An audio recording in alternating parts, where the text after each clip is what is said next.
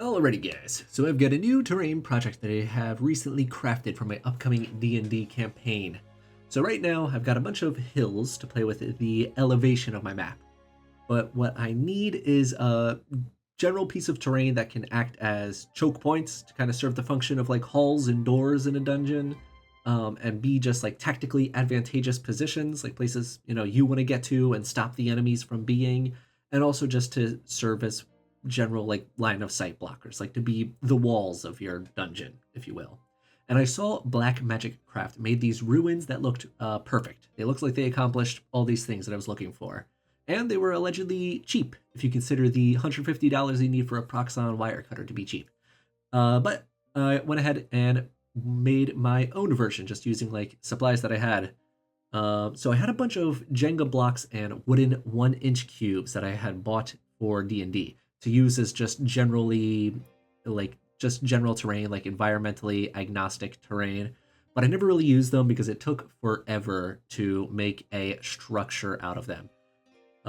And even if you did, they were just like far too easily knockoverable, and they're just like way too hard to actually use like in a game. So I tried just like gluing a bunch of them together randomly, to sort of help alleviate this problem, to just be able to use them as like pre-made sort of structures to throw out quickly, like complicated but also natural maps ideally. But anyway, they just continued to just still get knockovered if you accidentally tapped them, so I never even ended up using them. But this did mean that in order to make them usable, I was going to have to break them apart. I found on the internet that apparently some wood glues can be weakened with heat, so I popped them in the oven for a while to see if that would do anything, which it did not. But at least it smelled really nice, or that was possibly like the carcinogenic off-gassing of whatever processing chemicals they put in the wood. So first I tried sawing them apart, but then I found it just a whole lot easier to take a knife and chisel them apart.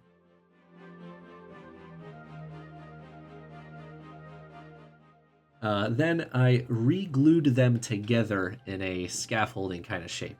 And I made sure to use hot glue. That way, if at any point they experience any hot temperatures for anything, they'll all just crumble and fall apart. So then I wanted to add some just weathering and texture, so I started hacking at them with my knife. And I found that pretty inefficient, so I decided to go with the Dremel instead, which I had to use a little bit sketchily in order to get the good camera angle. But, no need to worry. I only cut myself about 18 times, and I think I lost a few liters of blood, and that was it. Okay, then I performed my first major blunder of the project. I created a texture paste with some sand and spackle and applied it all over the buildings.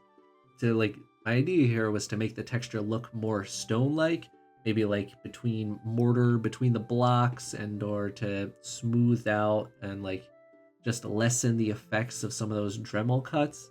And also I just didn't plan on adding anything to these buildings after this except for paint. But after doing this, I realized that they looked a lot more like brutalist skyscrapers and not like ancient ruins like I was going for. So, if I was making some 40k post-apocalyptic concrete terrain, this would have been perfect, but that is not what I wanted. So I blasted them with the hairdryer, and then I could move on to the next step, which was hitting them with the old orbital sander to knock down some of that bad stucco job look of the texture. Then that left a ton of particles everywhere, so I did a quick little vacuuming. I realized I really needed some arches for these to actually look like ancient ruins, so I decided I would use EVA foam to make the structure of these arches. This ended up being a minor blunder. I would have been better off just going with good old cereal box cardstock for this.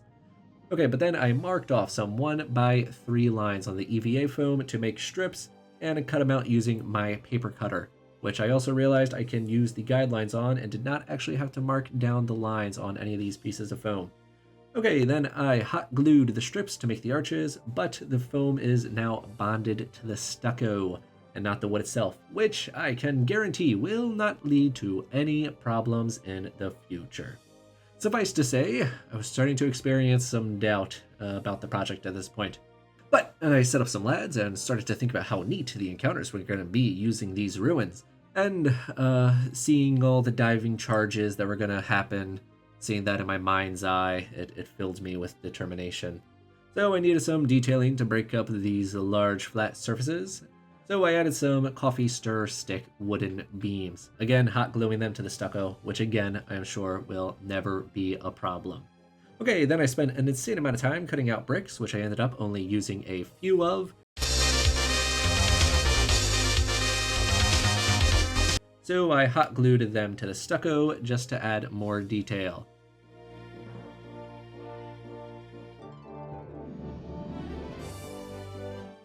Now I am using spackle to fill in the areas around the EVA foam strip arches. But I had a limited amount of spackle, so I needed to use something as filler. And for God knows what reason, I tried out cotton balls, which, long story short, did not work. I then decided to fill the spaces with hot glue, which I had a ton of, and did actually work. But if I were to do again, I think I would use a Lunamoon foil. Now I am blasting all the glue strands with a lighter, but I will be using more hot glue in the future, so I should have waited until then. Then I added some balsa wood beams, so I could eventually add some planks for people to stand on and to have bridges to connect to.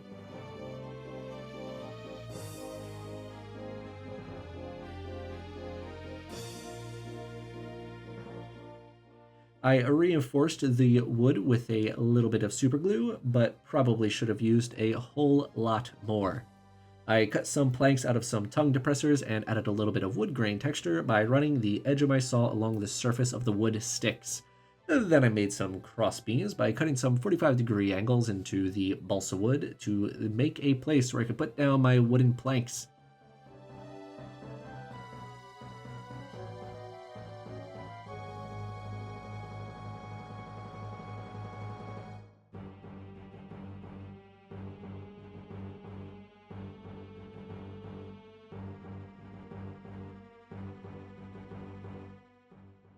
So I started placing the planks and added a few more crossbeams for detail and a little bit of stability.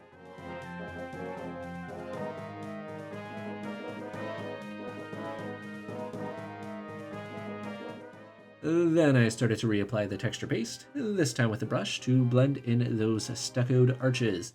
And since the Dremel details got filled in, I wanted to get some of those cutbacks. So I started randomly cutting areas with the Dremel, and I got some pretty cool sparks. Remember, safety first. Do not wear glasses or goggles or anything that might inhibit your ability to see clearly. And do not wear a mask or respirator. You want your lungs to have readily accessible access to oxygen, and you do not want to create any obstructions that might get in the way of that. Okay. And I started losing motivation again. So I had to set up some more dudes to refill my determination.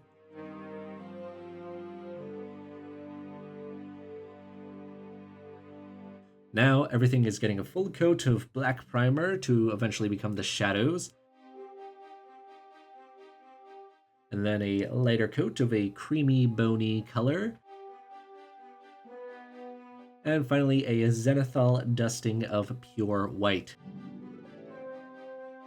And I very much so might have been better off doing the classic Mod Podge coat to keep everything together, keep that stucco from falling off, but I didn't, so areas started peeling off and I needed to reapply some spackle in those spaces to cover this up. Okay, now I'm mixing up some oil paints, and I'm covering all the wood areas. As for the ruins themselves, I wanted to go with a sandstone look, so I mixed up a yellow. Okay, and I wanted some color variation, so I threw in a couple splotches of red all around so I could blend them in with a very thinned down brown. Okay, but right as I was getting into the groove of painting, I realized I was entirely out of mineral spirits, and I was originally planning on doing basically all of the painting with oils, but that was not going to be possible, so I had to change course. So I let them dry overnight. Then I hit them with a couple of coats of matte varnish clear coat so that I could finish the painting using acrylic craft paints. Okay, then I made a pretty simple dark brown wash and coated everything with it.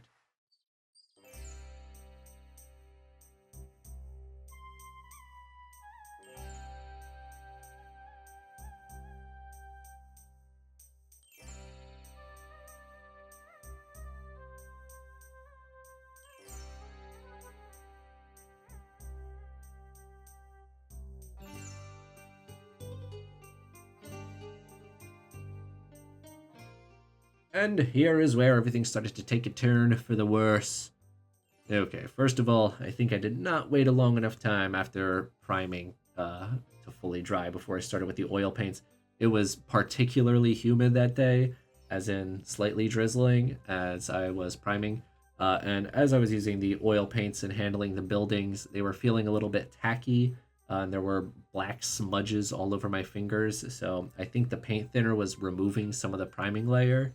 Okay, then the wash that I heavily applied started reactivating the spackle, I think, and slightly goopifying it. Parts of the wall were just straight up sloughing off, especially from any of those EVA foam bricks. And I was super impatient and didn't want to wait for the wash to dry, so I blasted everything with max power with my hair dryer for like 30 minutes, and then all the glue started melting and the bricks started separating. And as you can see here, the buildings were literally falling apart. Fortunately, I had a ton of super glue. I actually went through like 8 tubes as I filled in every single crack and crevice that started to form. And my original wash was a bit thin, and it wasn't actually staying in the recesses like I wanted it to, so I thickened it up and reapplied it so it would really get in those cracks and crevices. Then I went ham with overbrushing everything with a cream bone color, and my dry brushing power was just so great and mighty that I broke off every brick and beam at least once and needed to re-super glue them all down. The first layer was looking a bit transparent and grayish, so I ended up dry brushing about like 4 coats before it started to look how I wanted. And apparently I somehow recorded these ones in vertical.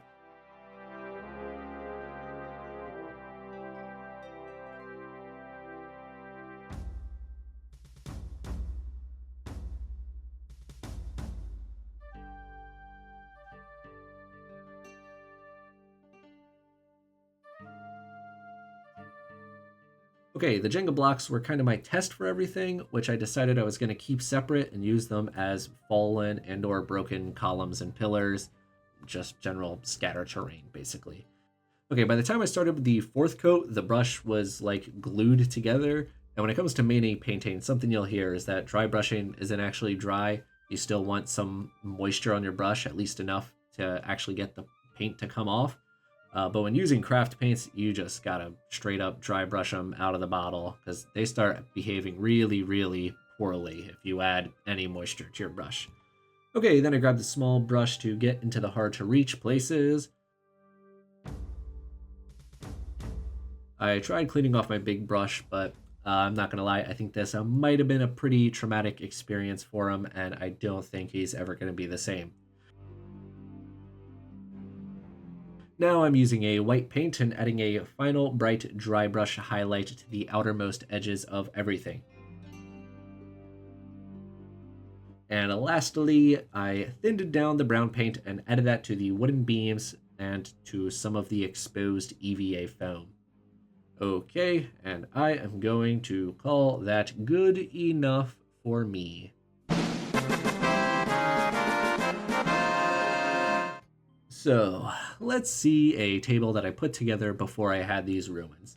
Now, setting up these kinds of dioramas with my terrain and minis has always been my main source of it's been one of the sources of inspiration for wanting to run my newest campaign in the style that I want to, because I think it would be fun to run around in the world as a character and explore these little scenes. And just in general, I always wanted to try D&D just with a whole lot of terrain. And in like a standard D&D game, it is just not logistically possible to stop the game for 10 minutes every time a combat encounter shows up because you have to set up the table. So hopefully this open dungeon West Marches style method sort of succeeds in fixing this. Okay, But with this pre-Ruins Canyon example, I think like in an actual D&D session situation, like this would just become an instant slog fest where it just becomes a huge combat with 20 initiatives in the list. And I think it certainly could have the potential to be fun, but this has got to be like a real once in a while kind of combat. But with these ruins, you can actually kind of like isolate certain encounters, at least to some degree, and you can have like 3 reasonable combat encounters rather than just one giant mega fight. And if I do it right, these sessions should feel like a cross between like Baldur's Gate 3 and Helldivers 2. But even as I set up this table, I have like thoughts of like 110 different problems that would actually arise from trying to run a session in this sort of style. But at this point, I've decided, whatever, YOLO and or sunk cost fallacy. I'm just gonna go ahead and jump in, and we'll just try solving these problems as they come up. And you know what? Whatever. If they end up being unsolvable, then new style next time. Storm the castle, West Marches style, take 3. We'll just run it back. Okay, but in conclusion, I'm pretty happy with how the ruins ultimately turned out. This was my sort of attempt at like a freestyle jazz approach to terrain building where I didn't have any plan and I just was going step by step with whatever felt right. Well, this resulted in a whole lot of wasted time on like useless, if not just straight up detrimental steps in the process. So I think in the future, I definitely will be sticking to making plans before actually building the terrain. But all in all, I want to call it worth it. Setting up these tables, getting down on eye level with a mini, and looking at the board from his perspective, and looking around and thinking to yourself that this is what this guy is seeing. You know, there is just that little flash of immersion when you realize you've kind of, to some degree, succeeded in achieving that like amount of fidelity of like that world that you can almost trick yourself into thinking that you are looking through that character's eyes. And you know, with every single extra detail you add and every single little bit that you put here and there, it all just adds to that level of immersion. So I'm certainly excited to continue adding to my terrain collection and hopefully continuously making it look better and better. But you know, more importantly, I'm most excited to actually start this new campaign. All right, I will see you next time.